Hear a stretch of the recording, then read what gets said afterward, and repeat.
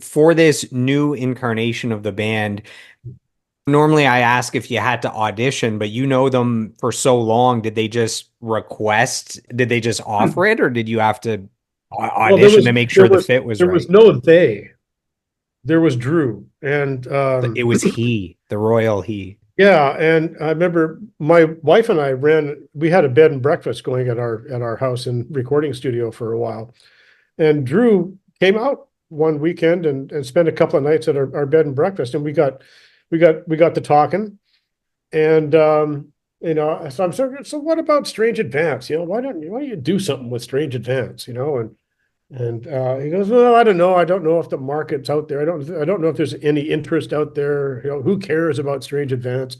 And I went, I think you're wrong. I think that there's a legacy out there, that should be honored. And at the very least, I tried to talk Drew initially into doing like a storyteller's tour, where you go out and you have an acoustic guitar, a keyboard, some video clips, some demo tapes, and you play a little bit of this and you tell some stories and play some clips.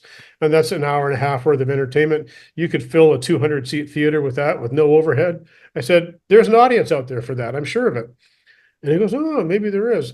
And then, we would chat periodically. He'd call, we'd yak about stuff. And then Bowie died.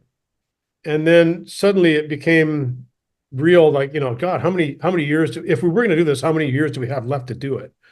And so he and I started to put together tracks and then assemble a band around all, it was a monumental effort to go back and find, because there were no 24 track 2-inch tapes with everything on it. We had to go and reassemble and relearn everything from little scraps of DAT tapes and Akai 1214 tapes and stereo master. It was quite a little bit of detective work to put everything together. It took a couple of years. But then gradually, Ian was on board, and Ian was such an integral part of the presentation for the first band. He's wonderful. He's our rock star. And then finding a singer was very difficult, very, very hard. And I remember when we got some tapes back that were the kindest thing I could say was, it was not a good fit.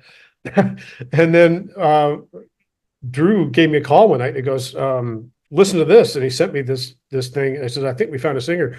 And then Sean, the first Worlds Away came in with that thing. And I actually got the chicken skin, and I went, oh yeah, I think we got us a singer. And Sean's been great.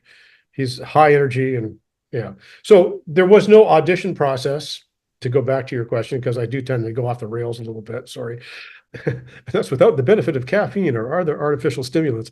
There was no audition. It was sort of like when my wife and I got married, and we were dating for a very short time, but the fit was so perfect and so instantaneous that it was kind of like a given that it never really had to be vocalized, kind of thing. And hey, what are you doing Thursday? You want to get married? Okay, so that sort of thing. Although there's another huge story with that I won't, maybe for next time. I won't bore you with that right now.